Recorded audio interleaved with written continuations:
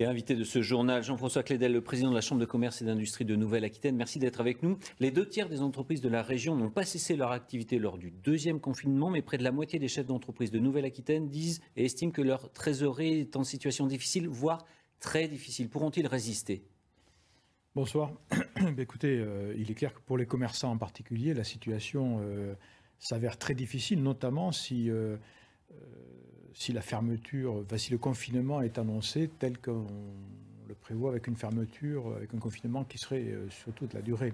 Plus de 8 dirigeants sur 10 déclarent rencontrer des difficultés depuis le deuxième déconfinement et la reprise d'activité. Les gens ne sont pas là peut-être pour consommer aussi.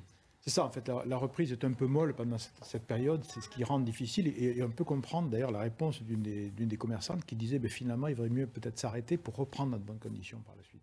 Il n'empêche que les trésoreries sont très tendues, hein, et on peut s'attendre de ce fait dans les prochains mois, si vous voulez, à quand même de grandes difficultés se présenter. C'est-à-dire qu'il va y avoir un effet domino qui va arriver beaucoup plus tard et la casse risque d'être très importante, y compris en Aquitaine ? Alors, y compris en Aquitaine, puisqu'en fait, les chiffres que nous avons en Aquitaine sont proportionnellement les mêmes que ce que nous avons au niveau français. L'année 2020, paradoxalement, a été une très bonne année sur le plan des défaillances d'entreprises, puisque ça a baissé de 40% par rapport à 2019. En revanche, on peut s'attendre au deuxième semestre 2021. Oui, mais c'était un petit peu couvert, ça, parce qu'il y avait les aides de l'État. La sanction n'est pas tombée. Bien sûr, les aides de l'État sont là. L'État est en soutien massif, l'État et la région aussi, hein, le président Rousset en particulier, est très attentif à notre économie régionale.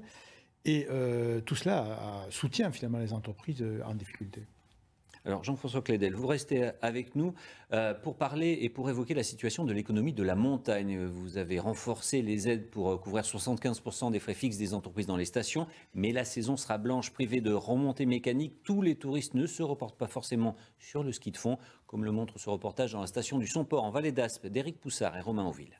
Jean-François Clédel, je rappelle que vous êtes le président de la Chambre de commerce et d'industrie de Nouvelle-Aquitaine. Alors, mettre en place un plan de relance de la montagne, c'est louable, mais on se met à la place du jeune chef d'entreprise qui a loué son restaurant et qui a, pour l'instant, eu aucune entrée et que des charges. Est-ce qu'il va pouvoir tenir ? Alors, peut-être s'il est aidé cette saison, mais l'année prochaine, il ne sera plus là.